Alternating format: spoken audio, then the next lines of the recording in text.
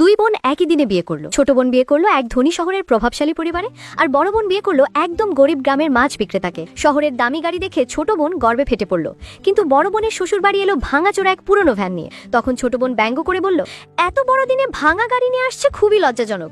চারপাশে শুধু মাছের গন্ধ, যাও তোমার সেই গরিব মাছওয়ালার সাথেই সুখে থাকো। কিন্তু সে জানতো না, এই ভ্যানওয়ালার পরিবার আসলে রোলস রয়েস মালিকদের চেয়েও ধনী। শ্বশুর বাড়ির দরজায় ঢুকতেই বড় বোন দেখলো বাড়ির আঙিনায় রোলস রয়েস গাড়ির উপর মাছ শুকানো হচ্ছে। খাবার টেবিলে বসতেই অবাক হয়ে গেল।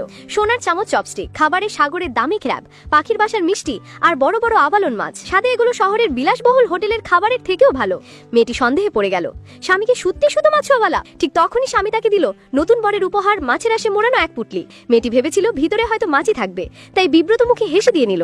কিন্তু খুলতেই চমকে উঠল, ভিতরে সোনার বালা ভর্তি। শাশুড়ি ভেবে নিল মেয়েটি এসব পছন্দ করছে না, তাই ছেলেকে বকতে লাগলো, তোর বউকে খুশি করার মতো কিছু আনতে পারলি না, সারা জীবন কৃপণতা করিস। এরপর ছেলেটি আবার ছোট্ট এক বাক্স বের করলো, ভিতরে চকচকে হীরার শাড়ি।